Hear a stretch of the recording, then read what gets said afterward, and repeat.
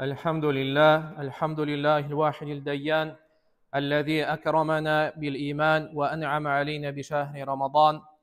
من استهداه هداه ومن أقبل عليه آواه ومن توكل عليه كفاه.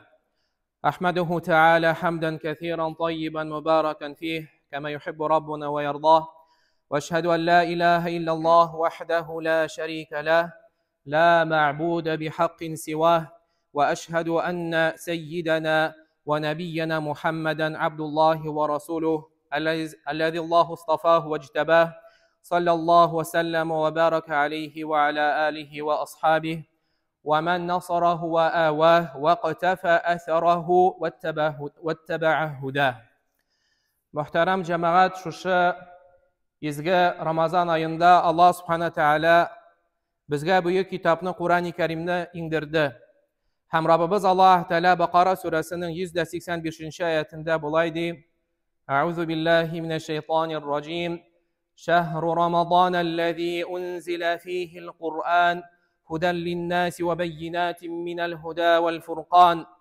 Ol di Ramazan ayında Allah Teala kişilerge doğru yolunu ko'rsatuvchi hem hidayetni aşık etip, bayan qiluvchi, anglatib beruvchi Qur'oni Karimni indirdi. Hem Qur'oni Karim ol baxt, rahatlik, iminlik, hem tinchlik chig'anig'i. Turmushingni Allah Taala qo'shgancha Qur'oni Karimda öğretilgancha olib bora boshlasang, Allah Taala senga o'zining barakat eshiklarini ochir, hem turmushingni nurlantirir, hem ishlaringni yengillaytir. Qur'on o'qiganda biz onun teran ma'nosini o'rganib, fikr yuritib o'qirga tiyishmiz. Ul Qur'on turli yo'lni ko'rsatuvchi ham turli avrulardan, ayiruvchi jon, yurak avrularidan, turli shiklardan saqlay. Andagi g'ibratli hikoyalarni ham qissalarni o'qib, o'rganib, biz o'zimizga foydali darslar olamiz. Ham iymon keltirgan adam balası, iman keltirgan aql iyasi şuşu Qur'oni Karim bilan va'zlanib, şuşu Qur'oni Karimni o'qib, o'zini esga tushirib, o'zini tuzatirga tirishir. Ham Alloh Taala bu haqda bulay deb aytadi Sad surasida, Qur'oni Karim turunda: A'udhu billahi mineşşeytanirracim.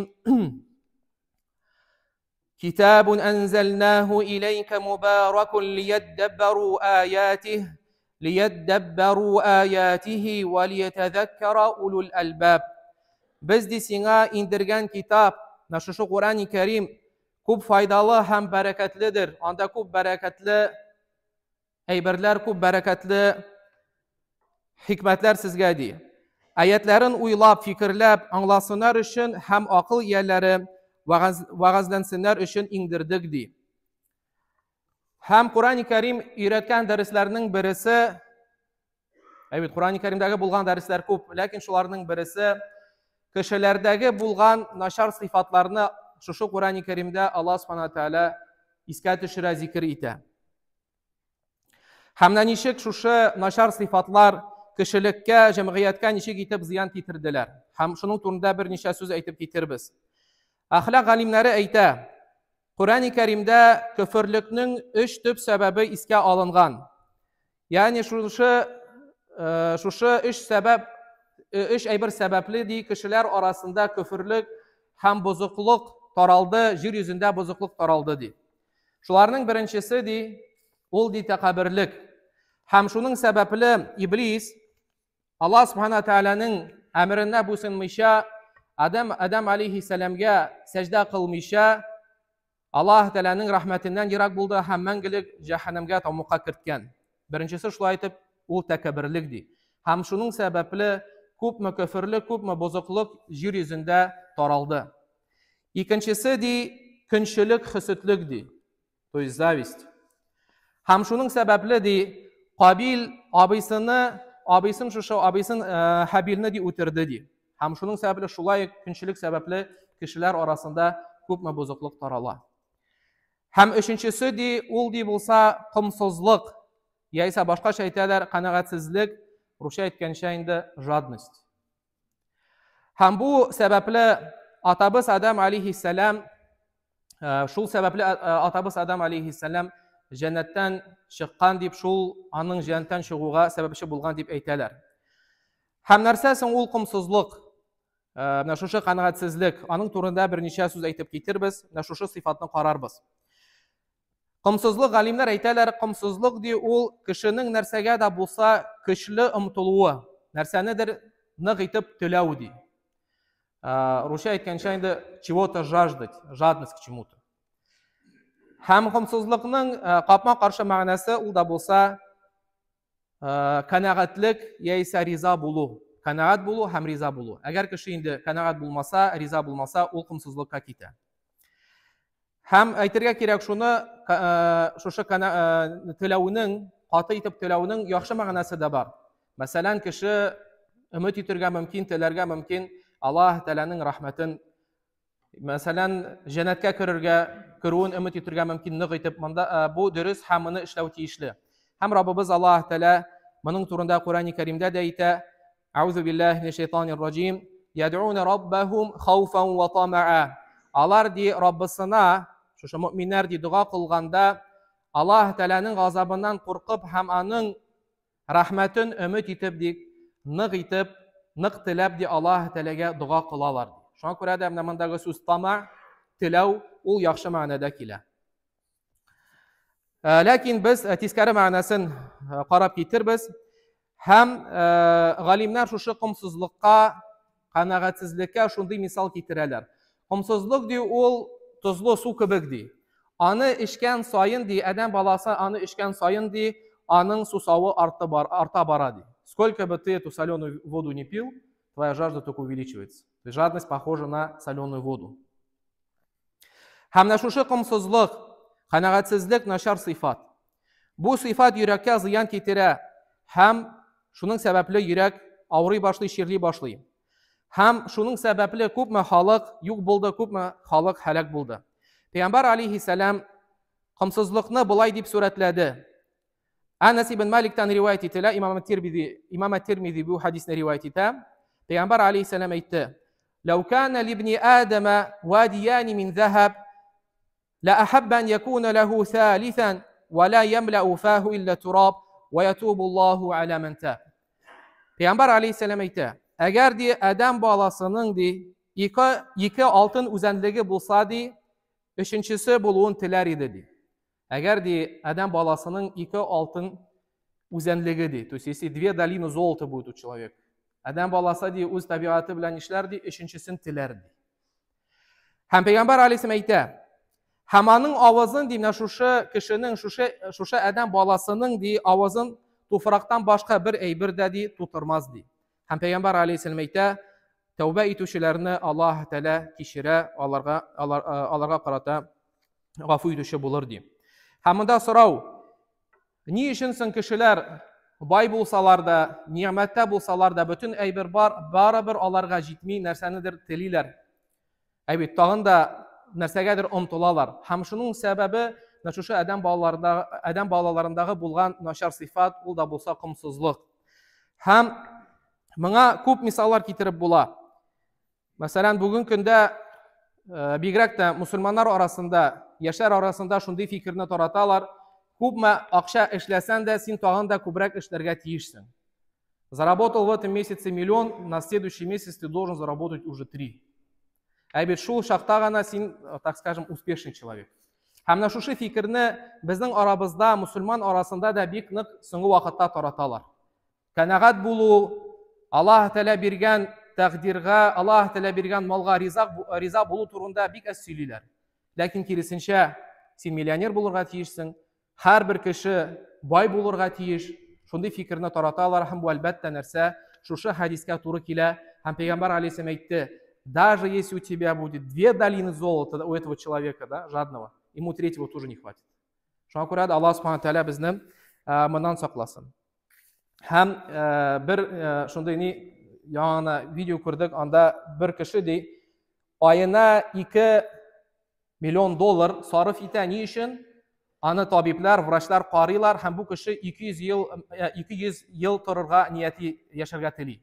Һәм шуның өчен махсус булган врачларны алып килгән, алар аңа тиешле ризыкны бирәләр һәм елына әйтәләр, шушы 2000 доллар ди сарыф итә ди. Уйлап кына карагыз. Бит акыллы кеше белә. Аллаһ Тәала биргән гомергә риза буласың да, 200 кеше бит инде яшәп, кеше яшәмәстәдер инде. Һәм моңа да мисал Пәйгамбәр алейһиссәлам китерә ди. Пәйгамбәр алейһиссәламнан шулай Анас ибн Маликтан риваят ителә, Пәйгамбәр алейһиссәлам әйтте: "Яхраму ибну Адама ва ташиббу минху снан." Пәйгамбәр алейһиссәлам әйтә, Адәм баласы ди картая ди. Һәрберебез картаябыз. Ләкин ди аның ике әйбере ди үсә бара, күбәя бара ди. Аның ике сыйфаты ди нәрсә? Күбәя бара, үсә бара ди. Һәм шуның беренчесе ди әл-хирсу алал мали вәл-хирсу алал умри. Беренчесе ди ул акчага кымсызлык, һәм икенчесе ди тормышка кымсызлык. Бит уйлап кына карагыз, кеше картая, сөякләре картая, бит акыл да китә башлый. Ләкин картаю белән бергә ди аның барбер ике әйбере үсеп бара ди, ул да булса шушы акчаны теләү, байлыкны теләү һәм инде озын гомерле булуны теләү аның белән бергә ди бара ди. Һәм тарихчылар, тарих галимнәре әйтәләр, шушы кымсызлыкны еш кына ди кешеләр арасында фитнә чыгарыр өчен, сугышларны барлыкка китерер өчен кулланалар. Вот эту жадность очень часто используют, чтобы сделать смуту среди людей. Һәм моңа мисаллар күп. Коръәни Кәримдә моңа мисаллар күп, һәм шуларның берничәсен әйтеп китербез. Һәм беренче мисал ул да булса Адам алейһиссәлам белән Иблис белән булган вакыйга, кисса.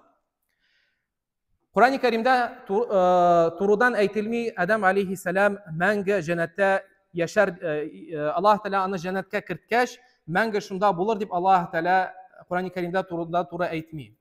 Ләкин Аллаһ Тәала Адам алейһиссәламны җәннәткә керткәч шундый сүзләрне әйтә.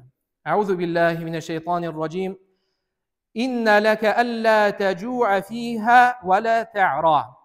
Дөрестлектә ди, сиңа ди шунда ди җәннәттә ди, син ди анда бер кайчан да ач та булмаса, һәм шәрәт дә булмассың ди. Аллаһ Тәаләңә күрсәтә нинди ниъмәтләр сине көтә ди җәннәттә. Ризык булыр ди, кием булыр ди, син ниъмәттә торырсың ди. وأنك لا تظمأ فيها ولا تضحى. Һәм син ди анда җәннәттә ди сусыз булмассың һәм кояш кызуына пешмәссең дип Аллаһ Тәала Коръәни Кәримдә әйтеп китте.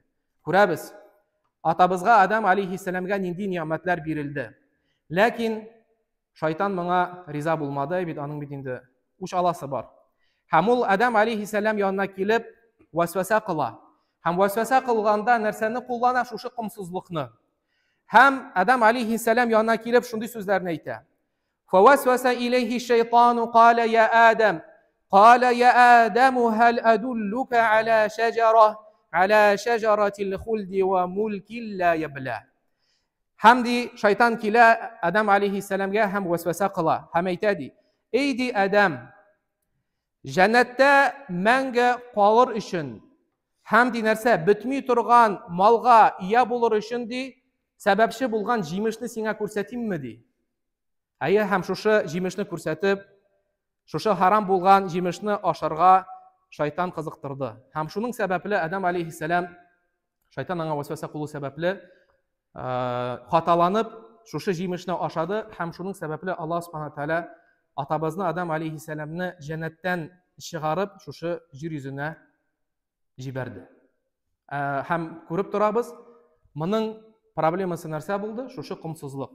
Кайбер кешеләр әйтергә мөмкин, бу бит кымсызлык, жадность миңа гына бәйле, меня только касается. Юк, кайбер вакытта менә шушы кымсызлык сәбәпле бөтен җәмгыять начар тәэсир ала, бөтен җәмгыятькә бу начар тәэсир итә. Һәм моның мисалларын күреп торабыз. Шуның бер мисалы шул. Икенче мисал китереп була. Шуайб алейһиссәламның кавымы. Шуайб алейһиссәламның кавымы халкы нәрсә белән мәшһүр булды, билгеле булды. Алар кешеләрне алдап, шушы кешеләргә үлчәп биргәндә киметеп үлчи иделәр. Ризыкнымы, башка бер әйбернеме.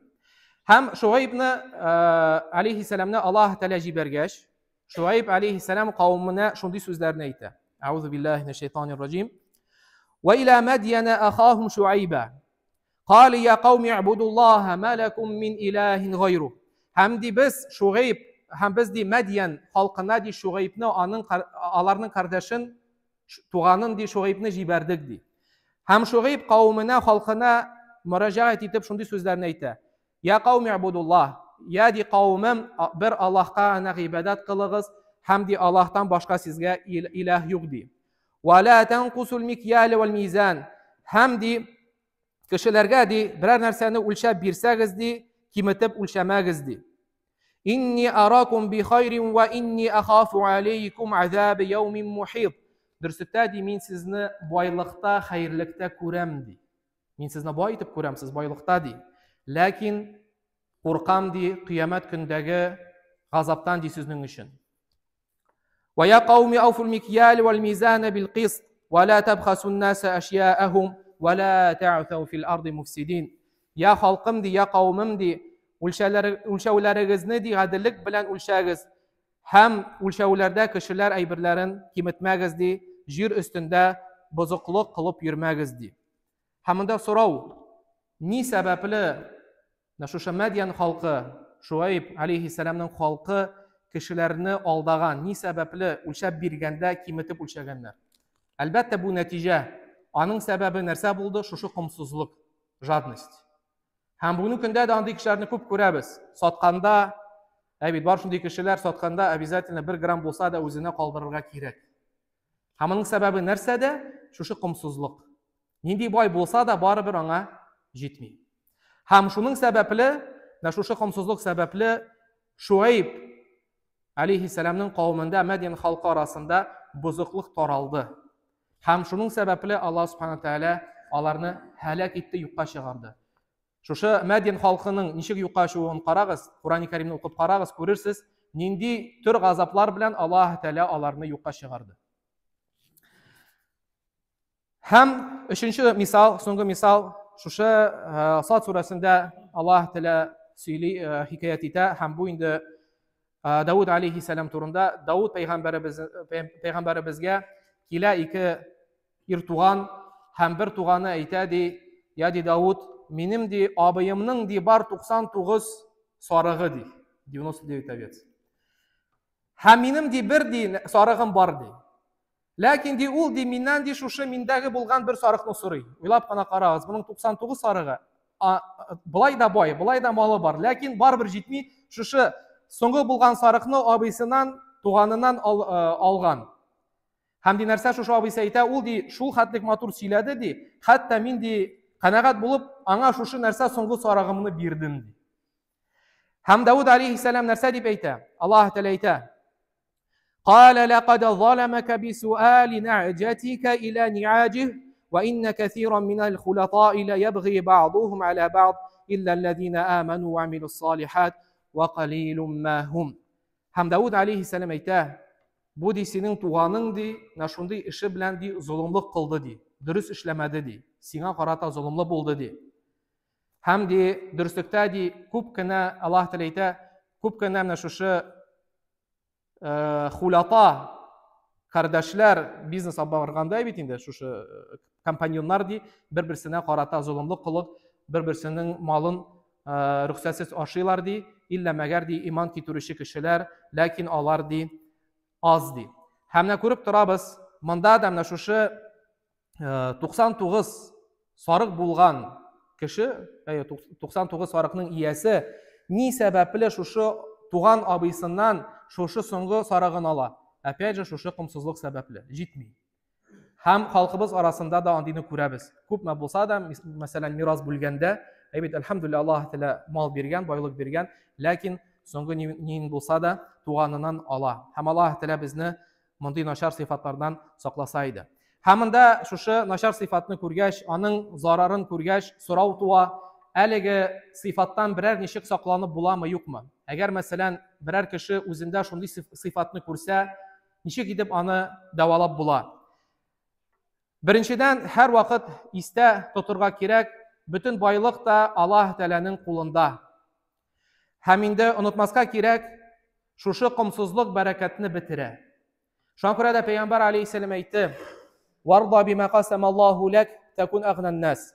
Һәм Аллаһ тәала сиңа биргән ди малга, байлыкка ди риза бул, шул вакытта иң бай кеше булырсың ди.